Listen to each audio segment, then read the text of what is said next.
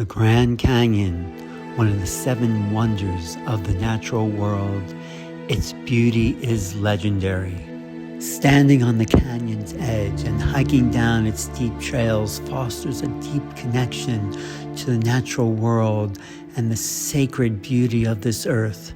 Its rugged, diverse wildlife and raw wilderness are reminders of the natural power and importance of preserving such spectacular wonders.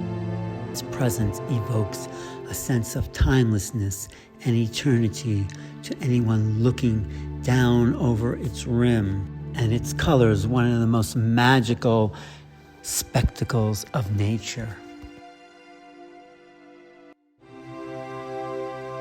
At sunrise and sunset, the light interacts with the spectacular layers of rock, creating red, orange, purple, golden displays of light and shadow in the constantly shifting, painted landscape of the desert.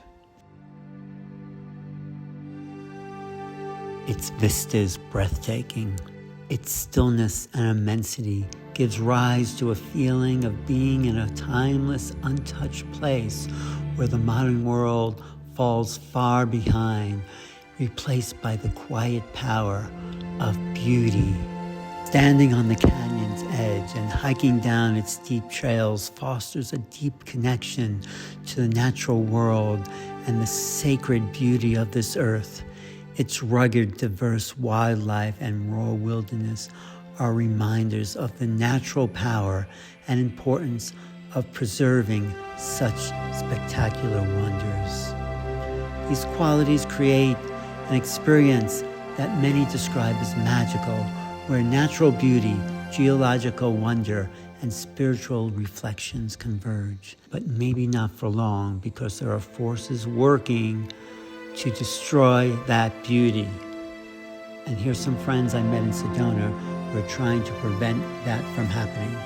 Help preserve this natural wonder. Welcome to New Realities. I'm Alan Steinfeld. I'm here with really good friends in Sedona, Arizona, with a new project they are creating. Mark Zimzak and Josh Daniel. I'm sure you've seen these people around if you've been in Sedona, but their new project is this Grand Canyon Foundation, because we're about protecting land, sacred land, air, and water. And so this is a meaningful project, and it came about because the uranium mine that you discovered here was only like a month and a half ago. I mean, the Grand Canyon is a national resource. It's a natural one of the monument. wonders of the world. Right. So what's happening in the Grand Canyon that we should know about? Well, they're currently mining for uranium 6 miles from the edge of the South Rim. So there is an active uranium drilling site mining going on. They're pulling up ore that's enriched with uranium and trucking it off to be processed. That is happening right now, and there is nothing stopping them. My name is Diana Sue White Dove Uquala. I'm a member of the Havasupai tribe. We are known as the guardians of the Grand Canyon. My name is Uquala. I am a member of the Havasupai tribe from the bottom of the Grand Canyon. The danger that is brought forth, that it will have an impact on all future generations, is the issue of a mine that is being dug just right behind me. So what happens when they mine uranium? What does that do to the environment? The first thing is where they're drilling is first it's an ancient sacred site for the Havasupai tribe. So right there, it should have never happened. Not too much further up this way at 305 is the turnoff to our sacred lands. Right now we're standing near sacred Red Butte. So this is the place of emergence for the Havasupai people. Right now, there's uranium mining being done out there. A new uranium mine is digging there against the tribe's wishes. And local tribal leaders tell us they're concerned about what this means for the future. I sit here as an elder at the moment, but this started many years ago. Energy Fuels Inc. has tried to mine this site for decades. The land that they're mining is very sacred to the Havasupai people. It was one of the places where the medicine were very powerful and grew there. They have desecrated that land. It should have never happened just because of cultural heritage. Right. Second is when, obviously they're drilling down deep 6 miles from the South Rim to extract the ore, that's an issue in itself. The other thing is the other issue is it's disrupting an ancient aquifer. That is the Grand Canyon is all about aquifers. It's a massively complex aquifer structure. So that is like, just don't go in and just start drilling away and making a mess of stuff. And if you don't know what an aquifer is, it's pretty simple. Spring waters that bubble up from the bottom of the ground. These waters created Havasupai Creek, a tributary of the Colorado River, which flows into Havasu Falls, the lifeblood of the tribe's tourist economy and spiritual cornerstone of their ancestral mythology. The actual translation of Havasupai is people of the blue-green waters. Who gave them permission to drill? And is it a private company? It's a private company Because that it's a national park. Right, correct. It doesn't make any sense. Well, who's allowing that to happen? Government. The United States, ultimately, our government is allowed. There was a long drawn-out court case. Three main plaintiffs: the Havasupai tribe, the Center for Biological Diversity, and the Grand Canyon Trust. They did everything right, all the proper things. This case should have been won. Everything. And in the end of the day, the U.S. government and the company that's doing the uranium drilling won. So now they appealed it to the highest level. So there's nothing stopping them now. Shut down Pinion Mine! Shut down Pinion Mine! Shut down Pinion Mine! Shut down Pinion Mine! Oh no! Oh no! All of this land, they look at it and they only see shrubs, rocks. But all this is medicine. Some of the shrubs are medicine that we've used to help ourselves in sickness. The rocks are used for the sweats we do. The trees, they are used to keep us warm in the winter. A lot of these things are very important to us, but we're not looking at it that way. We're just always wanting money. And they're looking to truck it through, truck some of this uranium through like our towns, right? And so that's a big deal because we're all at risk, not just the Havasupai tribe, but uranium's toxic to us all. And so if an accident were to happen, along the way, Flagstaff could be in big trouble. Beneath the forest, and more specifically, beneath the Pinion Plain mine, is the aquifer that provides the Havasupai tribe with all of its water. The aquifer is right underneath that area, and the water, if it gets contaminated, will go underground and it comes out right at the head of our village, and it's gonna make us sick. And this sickness is not the kind that you can just die right away. It's gonna go from generation to generation, deforming us mentally, physically. We're gonna have hardships with our breathing. Let's talk specifically about the negative health effects of uranium. As we've learned in Hiroshima, Chernobyl, and Fallout 3, uranium creates radioactive waste that can remain radioactive for up to 3,000 years. Also, radioactive dust, which flies off of the waste and the mines themselves, is carried by the wind and can easily contaminate nearby water supplies and crop fields. Exposure to this contamination can cause lung cancer, kidney failure, loss of reproductive function, birth defects in children, and pretty much every other bad thing you can think of. According to locals and Havasupai tribe members, the health effects are already being felt, and Pinion Mine has just began operations. I've seen a lot of livestock lose their lives. I've actually been scared to drink water. I've been pretty much going into tap water, bottled waters and stuff myself because I've heard people have been getting sick and what we thought was clean water,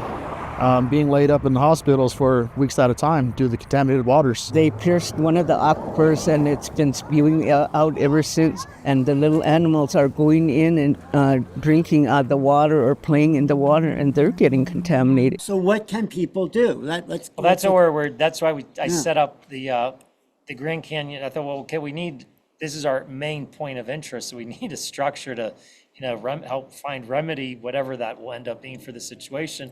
So I said, we're going to set up, we're really good at foundations, have that down to a science. Let's set up the Grand Canyon Foundation. So we did that. So what people can do is go to the website, register to be on the email list, and we'll keep you updated. So we're going to do a lot. There's going to be a lot of action. Yeah, well, happening. let's talk about some of the action you have in mind. And you're a good organizer, Mark. So what do you suggest people do to stop this from happening?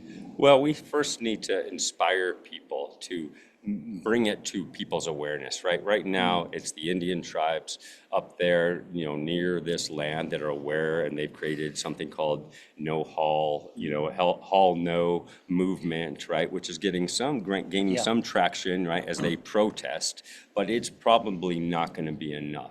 We must continue to fight the mine until it's 100% shut down and completely closed, and remediation to the Havasupai's desires, what they want, is what needs to happen here. Let's talk about immediate avenues for change. Right now, the only person capable of intervening to stop the mine would be Arizona Governor Katie Hobbs. And the only organization actively working to blockade the shipments of uranium to and from the mine is a group called Hall No, a direct action group based out of the Navajo Nation. I've been a part of fights. We've shut down the world's largest radioactive waste dump in New Mexico. We said no to Holtec. We said halt Holtec. There's a lot of work in the whole world. If people want to get involved, you can contact me through Hall No. My name's Leona Morgan. Hall No is based in northern Arizona. We can stop industry. We can shut down uranium mines. We can take some donations too, but the point is, there is not an infinite amount of uranium under the surface of the Earth. So regardless of where you stand on Native American issues, and even if you don't believe in global warming, I think it's fair to say that this frenzied pace of natural resource extraction, combined with global overpopulation, will undoubtedly create natural resource warfare and energy scarcity in the future. Perhaps that's why the two-party political machine and media apparatus is so busy distracting the public with culture war issues, to stop us from confronting a harsh fact about the future of human existence on Earth. there is no energy that we can transition to as humans that's going to continue to supply the consumption that we have for electricity. We need to reduce our consumption. Uranium, nuclear is not going to save us. It's not carbon free. They only count the carbon footprint at the nuclear power plant. They don't count everything before, and they don't count everything after. And that waste is going to be radioactive pretty much forever. So the beauty of JOS and the things that we're creating is, okay, it's a bigger picture here. It's not going to be enough to have protests on the ground, that there is going to need to be big public attention brought to this so that it can be undermined, their operations undermined. And so part of what we're going to have next Saturday is kind of a foundational beginning to our Grand Canyon Foundation. And so we're having a big party up here at the Canyon Rose that all are invited to, where Josh is going to bring in, he's got some incredible new technology, some experiential technology, which with our AI programs that we're developing. So we'll be able to make some visible, commercials, or, a way to expose this in a way that is meaningful to people. Great. Well, that's great. So we'll expose that. They go to the website, they'll find out more. Yeah, there's going to be a lot of information on there on And are you leading this charge? For now, yeah. Well, eventually, we want to build out a leadership team and community and all that. Right now, yeah, it's starting with me. I'm the primary, and Mark. I wrote. How did you discover this was happening? Well, about 3 months ago, somewhere around there, I was just going through some websites, and different event websites, and I saw rally protesting the uranium mine in the Grand Canyon. I thought, this has got to be a joke. This can't be for real. And sure enough, in 2 days was the very first protest for this mine. So, well, I'm absolutely going there. I got to see what's going on with this. So I show up, start networking with all the people who are associated with it. It was a life-changing experience. And then there was a month later, there's going to be a rally every month is the plan. So I went to the second one, said we just keep gaining momentum and building this out. Well, where are the rallies? How can people go to that? Just go to the Grand Canyon Foundation. All the information will be posted there. It's all the rallies. But it's obviously up near it's near the Grand Canyon National Park, just south of there. Who are the natives up there, you said? The Havasupai tribe. The two main, with the Havasupai tribe and also the Navajo Nations helping out. And there are other tribes, many other tribes in the area, but those are the two main. So it's got to be a earth-wide shift of consciousness, just drilling for greed-based toxic things, disrupting a whole ecosystem for what? So you all live, die, spend a bunch of money, and what did you leave behind? You left behind a massive mess someone else has to clean up. It's an old paradigm that just needs to die. It is not just red. It is not just yellow. It is not just black. but it is all those colors. You are not to exist on this Mother Earth as an excuse. You are birthed onto it to carry the medicines of whom your ancestry is. Whatever it is, utmost, they were also born on the top of this Mother Earth. Therefore, their teachings was to protect it, for it provided the food, the supplies, all that was needed for their survival. You are here today simply because of your ancestors.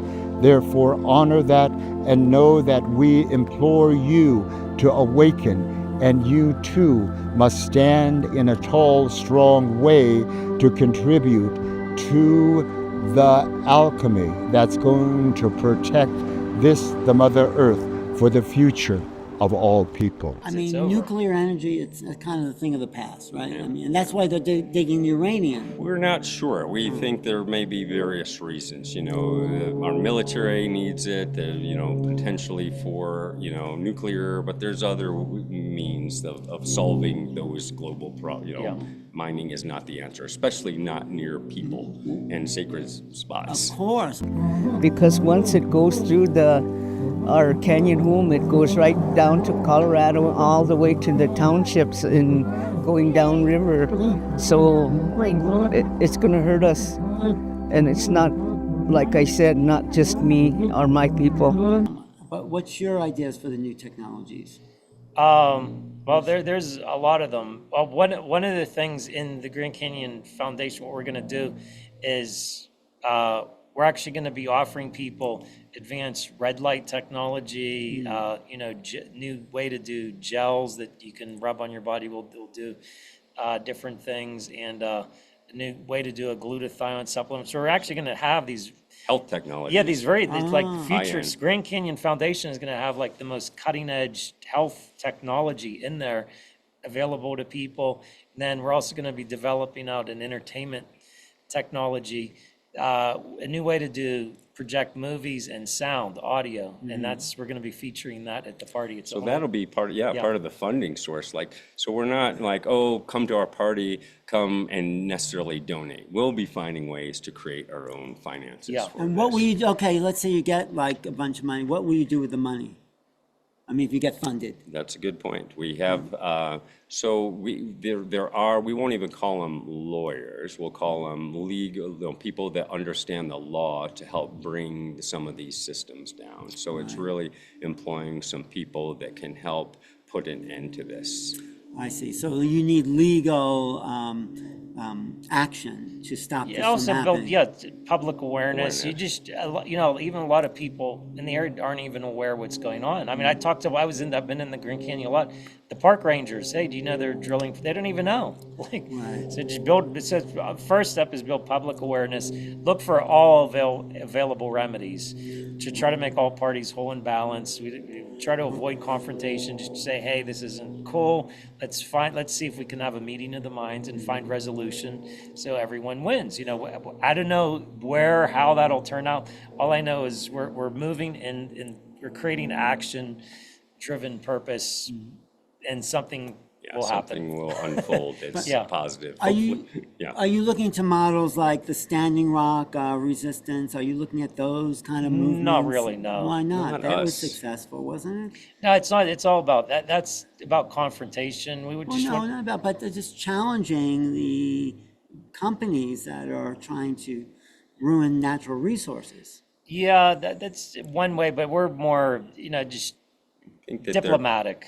We think that there's risk associated with that, and we're not necessarily, we're a little bit risk averse, but by bringing a public outcry, right, then, and bringing about some awareness to this, people will recognize this and go, okay, what are the ways that we can stop our local governments from necessarily doing this, right? And so when there's public outcry, so when they're, to Joss's point, when we have more people aware of what's going on, so that's where some funds will go into the awareness campaign. Yeah, because ultimately people elect officials and officials make the decisions. So if you have enough people aware who are electing the officials who are making the decisions, should, in this case, this is going to be much bigger than this one uranium mine in the Grand Canyon. This is just the beginning of a very large thing.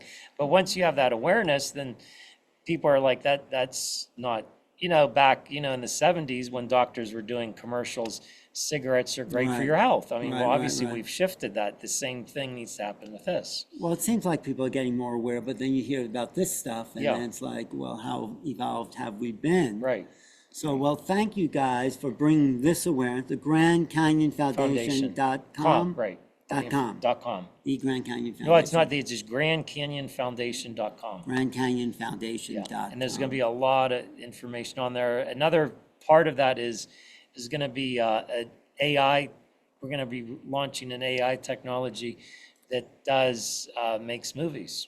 Wow. Yeah, so that's part of our consciousness hack, consciousness shift, right? Is to maybe give an alternative to Hollywood and some of the darkness that might be coming out of there, and allow the general public to start making their own movies. And It'll so, definitely be the world's most advanced AI movie making tool. There is by far, not only just movies, but it's going to be integrated with this new innovative sound, audio, and light. Wow. So this is going to be way something you're innovating? Yes. yeah. And So you'll if you see happen to be in the Phoenix area or anywhere nearby, coming to Sedona, on the 5th. yeah, on the 5th, October 5th, Saturday. we have it here at the Canyon Rose Retreat Oasis, and if you're on our Telegram channel, you can find out where that is, how to get signed up good, and join good. us. So it's What's Sedona. the Telegram?